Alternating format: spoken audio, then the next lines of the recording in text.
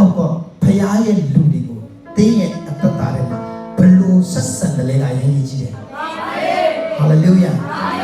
အာမင်ဖရားဗိတ်သိက်ထားတဲ့ဖရားလူတွေကိုတင်းဘလို့ဆက်ဆံတယ်လဲအရင်ကြီးတယ်ဇကဲကယေရှုလာမယ်လို့ပြောတဲ့အခါမှာသူ့အသက်တာမှာအယံဝမ်းမြောက်တယ်ဟာလေလုယာယေရှုလာခြင်းမှာသူ့ရဲ့အသက်တာသူ့အိမ်မင်္ဂလာရှိတယ်ဆိုတော့သူသိတယ်အာမင်ယေရှုရောက်လာတဲ့သူ့ရဲ့စိတ်နှလုံးသားထဲမှာပြောင်းသွားတာသူ့ဘာကြင်ညာလဲဆိုရင်လူတွေကတော့ဇကဲအိမ်ယေရှုဝင်သွားတဲ့အခါမှာယေရှုကိုတကယ်ကဲရဲ့ပြစ်ဒီလိုကဘာကြောင့်လို့အခွန်ခံနေဘာကြောင့်ပေါင်းလဲအခွန်ခံနေပေါင်းတယ်ဆိုမှယေရှုကိုအပြစ်တင်ကြတယ်ထိုအကြောင်းကိုလူအပေါင်းတို့တွေမြင်တယ်ဆိုးသောသူအိမ်တို့လုံကျွေးခြင်းကခတ်တော်မူပါဒီကောက်ကဲရဲ့ပြစ်တင်ကြတယ်ဒါပေမဲ့သူတို့မသိဇကဲကဆိုးသောသူဟုတ်တော့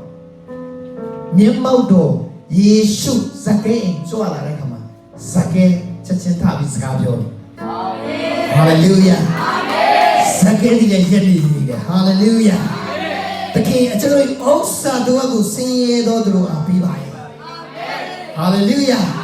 ဒီဆုံးကြတော့ဒီဥစ္စာကိုအနေနဲ့ကျွန်တော်ယူပြီးလေလေးစားပြန်ပေးပါယူတကယ်ဘုရားကိုရှောက်ဆိုရင်ဟာလေလုယာဘာကြောင့်လို့တချို့တော့အကျင့်တွေမပြောင်းလဲသေးတာလဲဘုန်းတော်သိမရောက်လာသေးလို့ဟာလေလုယာဘုန်းတော်သိရောက်လာတဲ့ကမှသိရဲ့အကျင့်ဆိုးတွေအားလုံးပျောက်ကွယ်သွားနိုင်မယ်ဟာလေလုယာတဲ့နောက်တစ်ယောက်ဖြစ်သွားနိုင်မယ်ဒီမှာနောက်တစ်ယောက်ဇကဲကိုတွေ့ရတယ်လူတွေကအဲ့ဒီမှာမတူတော့တဲ့ဇကဲကိုသူတို့စတင်တွေ့ရတယ်ဘာကြောင့်လဲယေရှုဇကဲကိုဝင်လာလို့ဟာလေလုယာဒီနေ့မှာဖခင်ရဲ့ဘုန်းဝင်လာတဲ့ခါမှာတရားတတ်တယ်မှာဖခင်ရဲ့ဘုန်းနေရတဲ့ခါမှာဟာလေလုယာ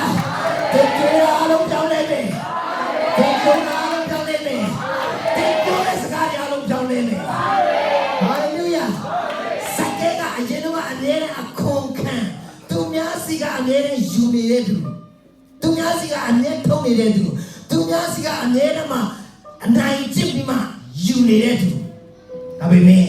ယေရှုရဲ့ဇကဲအိမ်ဝင်လာတဲ့အခါမှာဇကဲထပြီးမှစကားပြောလိုက်တော့တယ်ဟာလေလုယာဟာလေလုယာဒီဇကဲတဲ့ကျွန်တော်အများကြီးတွေ့နေရတယ်ဟာလေလုယာဟာလေလုယာအာမင်အသက်တာထဲမှာအများကြီးအပြောင်းလဲဖြစ်သွားတဲ့လူတွေအများကြီးကျွန်တော်တွေ့နေရတယ်ဟာလေလုယာကျွန်တော်ရဲ့အကျင့်တွေကပြုပြင်ပေးခြင်းခံရပြီဒီအတွေ့အကြုံတွေကပြုပြင်ပေးခြင်းခံရပြီ